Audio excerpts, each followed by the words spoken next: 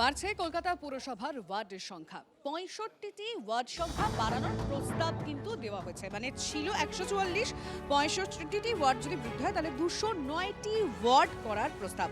Word পুনর্বিন্যাসের প্রাথমিক একটি খসড়া রিপোর্ট জমা পড়েছে রাজ্যের পুর ও নগর উন্নয়ন দফতরে।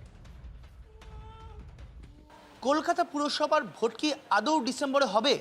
কারণ ওয়ার্ড ডিলিমিটেশন অথবা ওয়ার্ড পুনর্বিন্যাস যেভাবে শুরু হবার কথা ছিল সেখানেই থমকে গিয়েছে পরিস্থিতি। এখনও গোটা বিষয়টি নিয়ে আর দ্রুততা নয়, ধীর গতিতে এবং নির্দিষ্ট প্রক্রিয়ার মাধ্যমে সম্পাদন করা হবে বলে ইতিমধ্যে কলকাতা পুরসভার তরফে জানিয়ে দেওয়া হয়েছে। যে নির্দিষ্ট তারিখ ধরা হয়েছিল যে ডিলিমিটেশনের খসড়া প্রকাশ হবে, সেই তারিখও পেরিয়ে গিয়েছে, কিন্তু খসড়া প্রকাশ হয়নি। একই সঙ্গে যে ওয়ার্ডগুলোকে দুটো ওয়ার্ডের মধ্যে মার্চ করে দেওয়া অথবা সীমানা বাড়ানোর একাধিক সিদ্ধান্ত নেওয়া হয়েছিল, সেখানেও কোথাও শ্লথ গতিতে কাজ করা হচ্ছে বলে ইতিমধ্যে পুরসভা সূত্রে খবর। পৌর নগর উন্নয়ন দপ্তর সূত্রে খবর, নির্দিষ্ট নিয়ম মেনে যেহেতু করা হচ্ছে তাই সময় লাগবে। তবে পৌর নগর দপ্তরের মন্ত্রী জানিয়েছেন যে ভোট হবেই এবং সেটা ডিসেম্বরেই হবে, যাতে কলকাতার মানুষ এবং রাজ্যের সব মানুষ তাদের নির্দিষ্ট নাগরিক পরিষেবা পেতে পারে। তবে যেটা পুরসভা সূত্রে খবর, যে নাগরিক পরিষেবা পাওয়ার জন্য কলকাতা অন্য জায়গায় বোর্ড থাকা জরুরি, সেটা না থাকার সমস্যায় পড়ছে কলকাতার মানুষই। ক্যামেরায় রজতের সঙ্গে শান্ত ভট্টাচার্য, TV9 বাংলা, কলকাতা পুরসভা। এক্ষেত্রে স্মিতা পান্ডের বক্তব্য আপনাদেরকে শোনাবো, কারণ যে বিষয়টি বলা হচ্ছে যে ভোটারের সংখ্যার ভিত্তিতেই কিন্তু এই ওয়ার্ড পুনর্বিন্যাসের প্রস্তাব।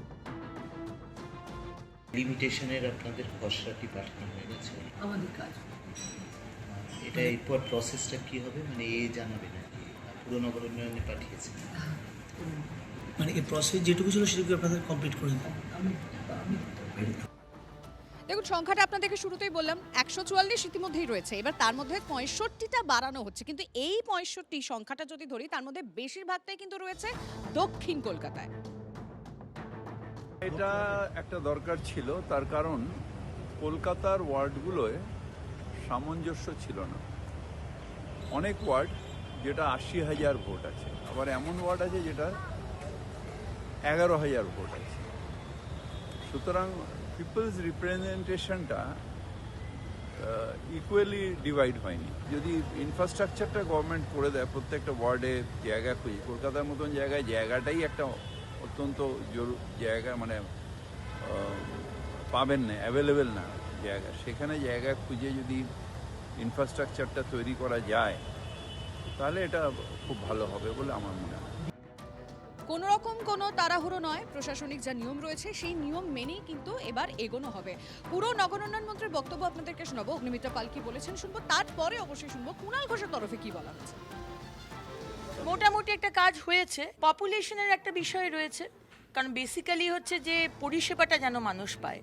একটা বিরাট একটা ওয়ার্ড, সেখানে মানুষ পরিষেবা পাচ্ছে না। একটা ওয়ার্ড হচ্ছে প্রায় একটা মানে দুটো ওয়ার্ডের মতো, একটা ওয়ার্ডের সাইজ কি 3টে ওয়ার্ডের মতো। আবার একটা ওয়ার্ড রয়েছে খুবই ছোট, তো টাকাটা কিন্তু সেই কাউন্সিলর একই টাকা পায়। একটা বড় ওয়ার্ডে যা টাকা পায়, এই ছোট ওয়ার্ডেও তাই টাকা পায়, তো সেটা তো হতে পারে না। ডিলিমিটেশনটা কি হচ্ছে, কারা করছে, তার সবিস্তার অফিসিয়ালি কিন্তু পাওয়া যাচ্ছে না। কোনো পাবলিক হিয়ারিং হয়নি, জনপ্রতিনিধিদের ইনভলভ করা হয়নি। কিছু চেঞ্জ যাচ্ছে, আবার হয়ে আসছে, আবার যাচ্ছে। এটা সম্পূর্ণ বিজেপিকে সুবিধা পাইয়ে দেওয়ার জন্য, এই ওয়ার্ডের এই পার্ট কেটে ওখানে জুড়ে দাও তাহলে সুবিধা, এইখানে এগিয়ে ছিল ওখানে ওর ডেফিসিট ছিল। তো এগুলো যে কি হচ্ছে এ তো কেউ জানে না। ফলে নাগরিক পরিষেবার কিন্তু বিস্তর অসুবিধা হচ্ছে।